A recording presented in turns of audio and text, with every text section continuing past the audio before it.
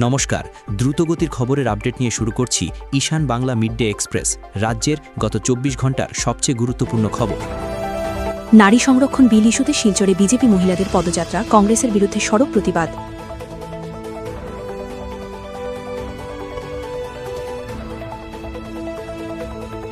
খোয়াই আগরতলা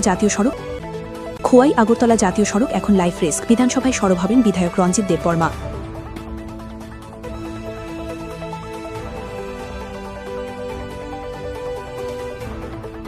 তারাপুর শিববাড়ি সড়কে বেহাল দশা, দুর্ভোগে এলাকাবাসী, ১০ দিনের আলটিমেটাম না হলে আন্দোলনের হুঁশিয়ারি।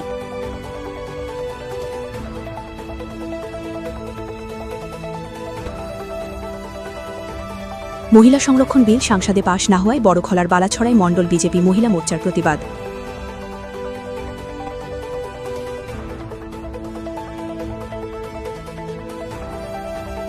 অনলাইন ট্রেডিং কোম্পানির নামে ফাঁদ, মানুষকে উচ্চ মুনাফার প্রতিশ্রুতি দিয়ে প্রতারণা, গ্রেফতার শ্রীকোনার যুবক জয়দীপ দত্ত।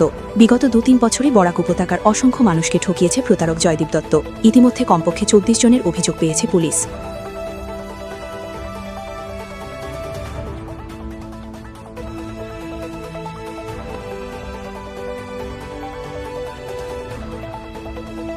নগাঁওয়ে কংগ্রেসের সংবাদ সম্মেলনে মীরা বড়ঠাকুর, রকিবুল হোসেন, নুরুল হুদা উপস্থিত ছিলেন। তারা ৭টি বিধানসভা কেন্দ্রের ইভিএম সংরক্ষিত স্ট্রংরুম পরিদর্শন করেন।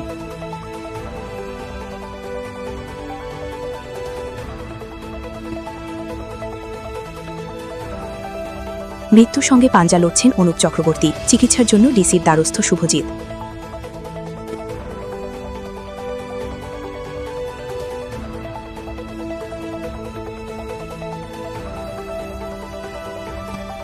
বারাক ভ্যালিতে হাইকোর্ট বেঞ্চের দাবিতে বড় অগ্রগতি, ন্যায় বিচারের নতুন আশা।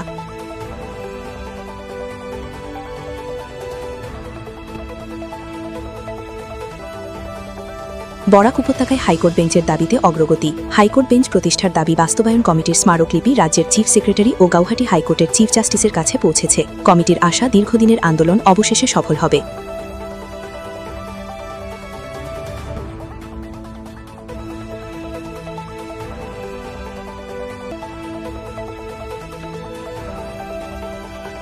শিলচরের নিউ ভাগতপুর রাস্তা বৃষ্টিতে জলাময়, বাসিন্দাদের চরম দুর্ভোগ।